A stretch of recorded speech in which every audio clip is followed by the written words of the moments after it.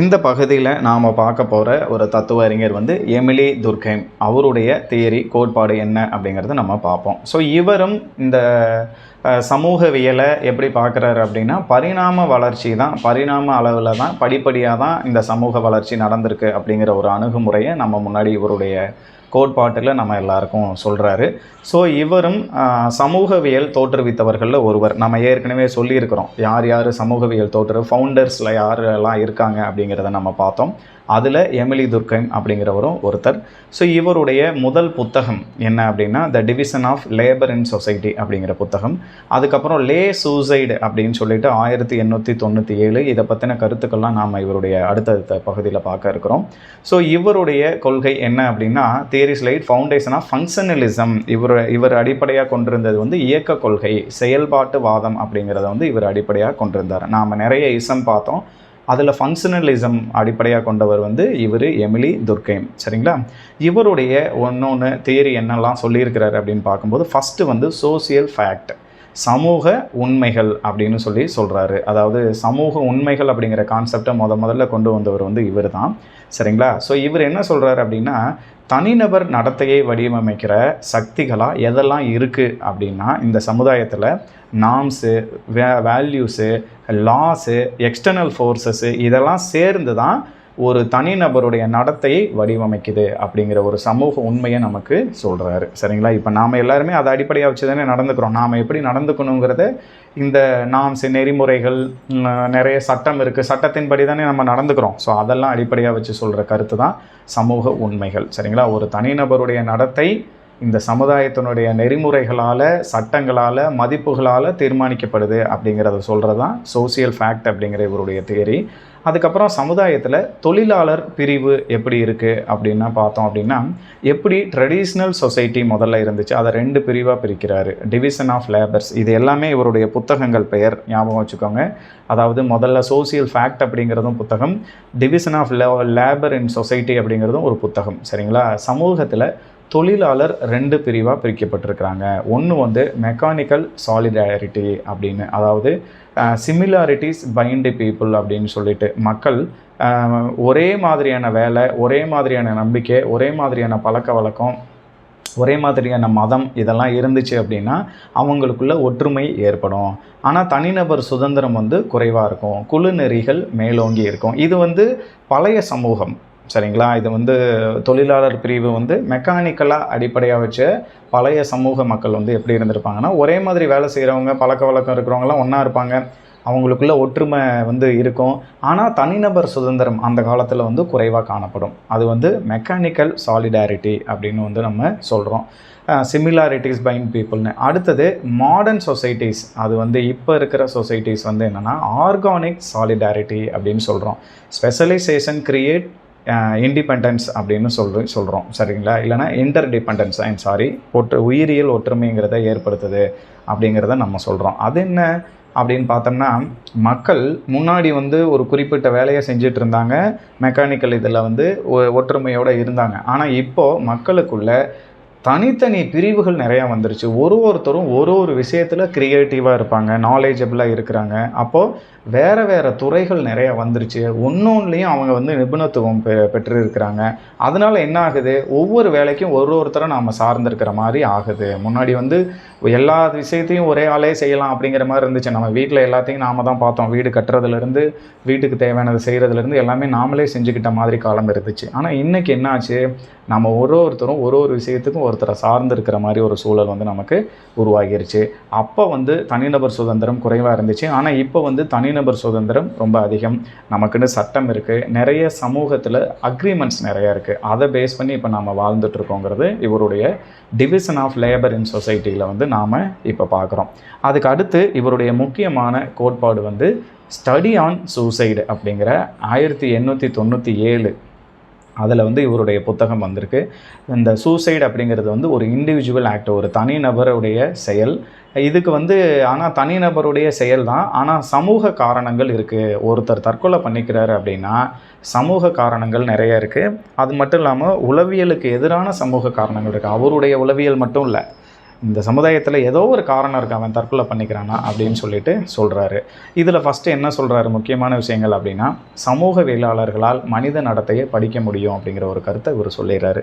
கண்டிப்பாக சோசியாலஜிஸ்ட் யாராக இருந்தாலும் ஹியூமன் பிஹேவியரை உங்களால் படிக்க முடியும் அப்படின்னு சொல்லிடுறாரு. அதுக்கப்புறம் இந்த டெத்து ரேட்டு அதை வந்து அனலைஸ்டு ரேட் ஆஃப் சூசைடு ரேட்டை தற்கொலை பண்ணிக்கிறவங்களுடைய ரேட்டை பார்க்கும் பொழுது இவருடைய என்ன சொல்கிறாரு அப்படின்னா, social conditions of historical periods and social groups within the same society அப்படிங்கிறது சொல்கிறாரு. அதாவது இன்ன வரைக்கும் சமூக குழு எப்படிலாம் தங்களுடைய வாழ்க்கை முறையை கடந்து வந்திருக்கோ அதை நம்ம தெரிஞ்சுக்கிட்டோம், அந்த ஹிஸ்ட்ரியை நாம் புரிஞ்சுக்கிட்டோம் அப்படின்னா எதுக்காக இப்படி தற்கொலை நடக்குதுங்கிறத நாம் புரிஞ்சுக்கலாம். இந்த சமுதாயம் எப்படி டெவலப் ஆகி வந்திருக்குங்கிறத நீங்கள் தெரிஞ்சுக்கிட்டிங்கன்னா தற்கொலையை பற்றி நம்ம தெரிஞ்சுக்கலாம், அதை கணக்கிட்டுறலாம் அப்படிங்கிறத சொல்லிடுறாரு. அப்போ சூசைடு அப்படின்னா என்ன, அதுக்கு ஒரு டெஃபினிஷன் கொடுக்குறாரு. தற்கொலை என்பது நேரடியாக அல்லது மறைமுகமாக, நேர்மறையாக, எதிர்மறையாக ஏதாவது ஒரு விஷயத்தால் பாதிக்கப்பட்டவருடைய செயலால் ஏற்படக்கூடிய மரணம். சரிங்களா? ஒரு நேரடியாக பாதிக்கப்பட்டிருக்கலாம், மறைமுகமாக எதுனாலும் பாதிக்கப்பட்ட செயலாக இருக்கலாம். இந்த முடிவு அவருக்கு தருங்கிறது அவருக்கு தெரியும். சரிங்களா? அதாவது which he knows he will produce this result. சரிங்களா? அவருக்கு தெரிஞ்சு தான் அவர் தற்கொலை பண்ணிக்கிறாரு. அப்போது சூசைடு அப்படிங்கிறது வந்து நேரடியாகவோ மறைமுகமாகவோ இல்லை நேர்மறை எதிர்மறையாகவோ ஏதாவது ஒரு விஷயத்தால் பாதிக்கப்பட்ட ஒருத்தருடைய செயல், நாம் தற்கொலை பண்ணிக்க போகிறோங்கிறது அவருக்கு தெரியுங்கிறதான் இந்த சூசைடு தியரியில் இவர் சொல்கிறாரு. இப்போ இந்த ஆராய்ச்சிக்கு இவர் என்ன மெத்தடாலஜி, எப்படி ஆராய்ச்சியை வந்து பண்ணார் அப்படின்னு பார்க்கும்போது, போலீஸ் ரெக்கார்ட்ஸில் ஏற்கனவே இருந்த இலக்கியங்களில் இருந்த கோட்பாடுகளை, இலக்கியத்தில் இருந்த குறிப்புகளை வச்சு, அப்புறம் சோசியல் ஃபேக்டர்ஸ் நம்ம கால்குலேட் பண்ணுவோம்ல, நம்ம ஒரு ஸ்டாட்டிஸ்டிக்ஸ்லாம் சொல்லுவோம், யாரெல்லாம் அதிகமாக தற்கொலை பண்ணிக்கிறாங்க, மேரிட்டல் ஸ்டேட்டஸ், திருமணம் ஆனவர்கள் பண்ணிக்கிறாங்களா, திருமணம் ஆகாதவர் பண்ணிக்கிறாங்களா, மேரிடா அன்மேரிடா, அதுக்கப்புறம் லொக்காலிட்டி, உள்ளூர்காரங்க வெளியே அதாவது ரூரலில் இருக்கிறவங்க அதிகமாக பண்ணிக்கிறாங்களா, அர்பனில் சிட்டிஸில் இருக்கிறவங்க அதிகமாக தற்கொலை பண்ணிக்கிறாங்களா, அதுக்கப்புறம் அதிகமாக ஜெண்டர், ஆண்கள் அதிகமாக தற்கொலை பண்ணிக்கிறாங்களா, பெண்கள் அதிகமாக தற்கொலை பண்ணிக்கிறாங்களாங்கிற இந்த மாதிரி நிறைய அடிப்படையாக தகவல்களை வச்சுக்கிட்டு, வேரியபிள்ஸை வச்சுக்கிட்டு என்ன பண்ணுறாருன்னா இவருடைய ஆராய்ச்சி முறையை பண்ணுறாரு. அதை பற்றி எழுதப்பட்ட புத்தகம் தான் ஸ்டடி ஆன் சூசைடு அப்படிங்கிற இவருடைய புத்தகம். அதுக்கப்புறம் எஜுகேஷன் அண்டு சொசைட்டி, கல்வியும் சமூகமும் அப்படிங்கிற இவருடைய அடுத்த புத்தகம். இதை எதை பற்றி சொல்லுது அப்படின்னா, இந்த சமுதாயத்தை மாற்றுவதற்கு ஒரு சிறந்த கருவி வந்து கல்வி தான் அப்படிங்கிறத பற்றி அடிப்படையாக வச்சுருக்கு இந்த புத்தகம். அதுக்கப்புறம் ரிலீஜியன் அண்டு சொசைட்டி அப்படிங்கிற ஒரு புத்தகம் வந்து எதை அடிப்படையாக வச்சுருக்கு அப்படின்னா, மத வாழ்க்கையின் அடிப்படையில் மதம் கூட்டு சடங்குகள் மூலம் ஒற்றுமையை வலுப்படுத்துது அப்படிங்கிறத இவர் சொல்கிறார். அதாவது இப்போ நம்ம ஊர்லேயே வச்சு பாருங்களேன், எந்த விஷயத்துக்கு ஒன்றா சேர்றோமோ இல்லையோ, ஆனால் நம்ம எல்லாமே ஏதாவது ஒரு கூட்டாக ஒரு திருவிழா நடக்கும்போது நாம் எல்லோரும் ஒரு சடங்குக்காக ஒன்றா சேர்ந்துடுறோம் அப்படிங்கிற தத்துவத்தை வந்து இந்த கொள்கை மூலமாக இவர் வந்து சொல்லிடுறாரு. ஸோ இதெல்லாம் தான் என்ன அப்படின்னு பார்க்கும்பொழுது இவருடைய முழுமையான தத்துவ கோட்பாடுகள் எல்லாமே புத்தகங்கள். சரிங்களா? அடுத்து நாம் பார்க்க போகிற ஒரு தத்துவ அறிஞர் வந்து பாலோ ஃப்ரையர் அப்படிங்கிற ஒருத்தர். இந்த பாவ்லோ ஃப்ரையர் அப்படிங்கிறவர் வந்து ஒரு பிரேசிலியன் எஜுகேட்டர், ஒரு தத்துவ அறிஞர். சரிங்களா? இவர் எதை வச்சு அடிப்படையாக இவரை நம்ம வந்து தெரிஞ்சுக்கலாம் அப்படின்னு பார்க்கும்பொழுது, இவருடைய கிரிட்டிக்கல் பெடகாஜி, கல்வியில் இவருடைய ஒரு சிறப்பான அணுகுமுறை இவர் கொண்டு வந்தது வந்து முக்கியமாக எதுக்கு சொல்கிறார் அப்படின்னா, ஒரு மக்களுடைய விடுதலைக்கு கல்வி தான் ஒரு சிறந்த கருவி. அப்போ நம்ம கல்வியை வச்சு ஒடுக்கப்பட்டவர்களுடைய வாழ்க்கையை மீட்கலாம், அவர்களுக்கு சுதந்திரம் கொடுக்கலாம் அப்படிங்கிற கருத்து தான் இவருடைய இருந்தது. ஸோ இவரை பொறுத்த வரைக்கும் இவருடைய புத்தகங்கள், இவருடைய தத்துவம் எல்லாமே பெடகாஜிங்கிற வார்த்தை அடிப்படையாக இருக்கும். அப்போ பாவ்லோ ஃப்ரையர் அப்படின்னாவே பெடகாஜிங்கிறத நீங்கள் ஞாபகம் வச்சுக்கணும்.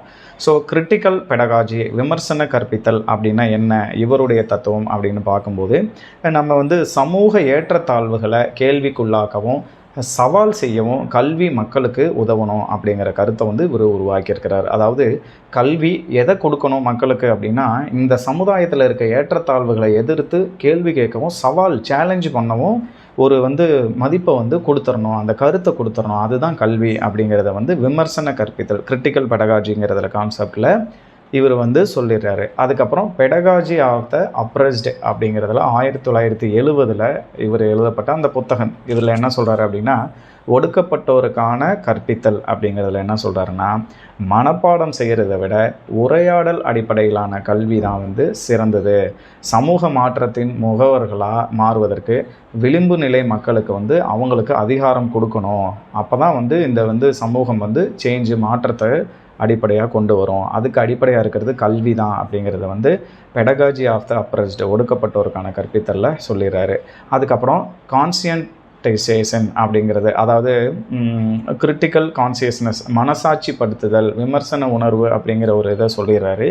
இவர் என்ன சொல்கிறாரு அப்படின்னா, கல்வியில் வந்து சமூக, அரசியல், பொருளாதார ஒடுக்குமுறை குறித்த விழிப்புணர்வை எல்லார்கிட்டையும் கொண்டு போய் சேர்க்கணும். ஒரு அதிகாரம் இப்படி பண்ணும், இந்த சமூகம் இப்படி நடந்துக்கும், இந்த அரசியல் இப்படி பண்ணுங்கிற ஒரு விழிப்புணர்வை எல்லாருக்கும் கொண்டு போய் கொடுத்துடணும். அதை தான் கிரிட்டிக்கல் கான்சியஸ்னஸ் அப்படின்னு சொல்கிறாரு. அதாவது மனசாட்சிக்கு நேர்மையாக மனசாட்சிப்படுத்துதல் மக்கள் எல்லாருக்கிட்டையும் அப்படிங்கிறத இவர் கொண்டு வராரு. அதுக்கப்புறம் அப்ரஸ்டு தியரி அப்படின்னு சொல்லிட்டு ஒடுக்கப்பட்டவர் கோட்பாடு அப்படின்னு சொல்லிட்டு ஒன்று சொல்கிறாரு. இந்த ஒடுக்கப்பட்டவருடைய கோட்பாடு என்ன சொல்லுது அப்படின்னா, கூட்டு நடவடிக்கை மூலம் அநீதியான சமூக கட்டமைப்புகளை மாற்ற வேண்டிய அவசியம். அதாவது இந்த சமுதாயத்தில் நாம் எல்லாரும் ஒன்றா சேர்ந்து, சரிங்களா, இந்த நமக்கு அநீதிக்கு எதிராக சேர்ந்து போராடினா தான் நாம் வந்து ஜெயிக்க முடியுங்கிற தத்துவத்தை இவர் சொல்லிடுறாரு. அதுக்கப்புறம் டெமோக்ராட்டிக் எஜுகேஷன், ஜனநாயக கல்வி அப்படிங்கிற ஒரு தத்துவத்தை இவர் வந்து முன்வைக்கிறாரு. அது என்ன ஜனநாயக கல்வி அப்படின்னு பார்த்தோம்னா, ஆசிரியர் மாணவர் உறவில் சமத்துவம் வேணும், எல்லாரும் ஈக்குவல்ங்கிற அடிப்படை இருக்கணும் அப்படிங்கிறத சொல்கிறாங்க. அதுக்கப்புறம் மாணவர்கள் தலையில் கொண்டு போய், அதாவது பேங்கிங் மாடல் ஆஃப் எஜுகேஷன்னு நம்ம ஏற்கனவே சொல்கிறோம். வேறு ஒன்றும் இல்லை, அவனோட தலையை ஓப்பன் பண்ணி அதில் நம்ம எப்படி பேங்க்கில் பணத்தை டெபாசிட் பண்ணுவோமோ அது மாதிரி நாலேஜை கொண்டு போய் நிறைய டெபாசிட் பண்ணுற மாதிரி இல்லாமல் என்ன பண்ணணும் அப்படின்னா, நல்ல ஒரு புதிய கற்பித்தல் முறைகளை புரிஞ்சுக்கிற அளவுக்கு அவங்க எடுத்துக்கிற மாதிரி கற்பித்தல் முறை இருக்கணும். மாணவர்களும் ஆசிரியரும் சமத்துவமாக ஒரே நிலையில் நடத்தப்படணுங்கிற ஒரு ஜனநாயக கல்வி முறையை வந்து இவர் வந்து அறிவுறுத்துகிறாரு, டெமோக்ராட்டிக் எஜுகேஷன். அதுக்கப்புறம் டயலாக் அண்டு ப்ராக்சிஸ், அதாவது உரையாடல் மற்றும் நடைமுறை அப்படிங்கிறது இருக்கணும். கல்வியில் வெறுமனை நம்ம ஏற்கனவே சொன்ன மாதிரி பேங்கிங் மாடல் இல்லாமல் உரையாடல் செயல்முறையாக இருக்கணும். அதில் வந்து மாணவர்களும் ஆசிரியர்களும் சேர்ந்து உரையாடல் பண்ணணும். அதன் மூலமாக நிறைய விஷயங்கள் வந்து கற்றுக்கணும் அப்படிங்கிறத வந்து டயலாக் அண்டு ப்ராக்சிஸ் அப்படிங்கிற தத்துவத்தில் சொல்கிறாரு. ஸோ இவருடைய தத்துவம்லாம் பாருங்கள். இவர் வந்து பவுலோ ஃப்ரையர், இவருடைய கிரிட்டிக்கல் பெடகாஜி ஆஃப் த அப்ரெஸ்டு எல்லாத்துலேயுமே இவரோடது பெடகாஜிங்கிறது இவருடைய புத்தகங்கள் எல்லாத்துலேயும் இருக்கும். உரையாடல் இருக்கணும், ஜனநாயக கல்வி முறை இருக்கணும் அப்படிங்கிற மாதிரி சொல்லியிருக்கிற இவருடைய புத்தகங்கள் இப்போ நம்ம சொல்லியிருக்கோம். சரிங்களா, இது வந்து உங்களுக்கு மெட்டீரியல் கொடுக்கும்போது அதில் வந்துடும். நீங்கள் ஒன்ஸ் வந்து ரீட் பண்ணிக்கோங்க. மேக்ஸிமம் இவருடைய புத்தகங்கள் எல்லாத்துலேயும் பெடகாஜிங்கிற வார்த்தை இருக்கும். சரிங்களா, ஸோ இதுதான் நாம் பார்க்க வேண்டியது.